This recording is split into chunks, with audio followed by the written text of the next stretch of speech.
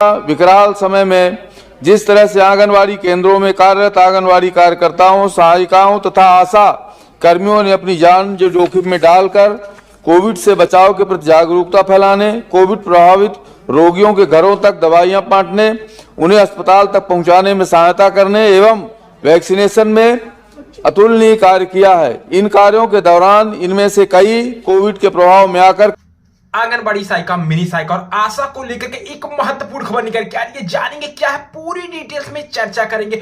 आप सभी बहनें अंत तक बने रहे, क्योंकि बहन को पता होगा कि सभी लोग धरना प्रदर्शन कर रही हैं। क्या है सारा कुछ मैटर, एक एक करके बात करें, क्यों धरना प्रदर्शन किया जा रहा है, सारा कुछ आप लोग पीछे देख सकते हैं, साफ साफ धरना में दिखाया जा रहा है। काल कलवित हुई, शहीद भी हुई हैं। इनके कार्यों को देखते हुए इनको प्रदान किए जाने वाला मानदेय काफी कम है। साथ ही इनकी सेवाओं की कोई सुनिश्चितता दूसरे शासकीय कर्मचारियों जैसी नहीं है। अतः भारत सरकार से आग्रह है कि इनका मानदेय बढ़ाया जाए और दूसरे सरकारी सेवकों को मिलने वाली सुविधाएं प्रदान की जाए। धन्यवाद। उसकी व्यवस्था करना बहुत जरूरी है।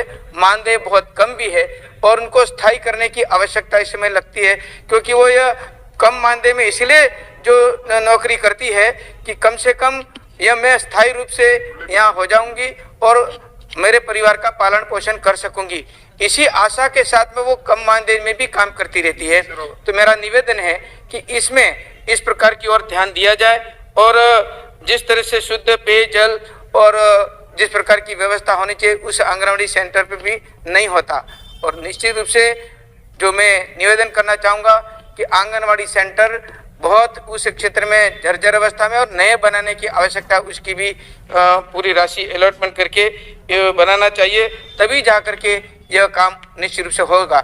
और अधिकतर चयन प्रक्रिया में ये होता है जहाँ राजनीति के दबाव, जैसे साल भर और 1.5 साल 2 साल तक ये प्रक्रिया चलती रहे तो उस आंगनबाड़ी सेंटर चलता कैसे होगा। इसलिए कोई सरल धरना हो रहा है, वो सभी आंगनबाड़ी कार्यकर्ताएं ही वहां पे उपस्थित थी। तो आई होप आप सभी बहनों को तो समझ में आ ही चुका होगा क्या था सारा कुछ मैटर। तब तक के लिए हम लोग विदा लेते हैं। और अगर आप लोग अभी तक कमेंट बॉक्स में कमेंट करके नहीं बताया किस राज्य से है, ताकि उस राज्य की भी न्यूज ऐसे ही आप लोगों को प्रोवाइड कराते, तब तक के लिए विदा लेते हैं। जय हिंद।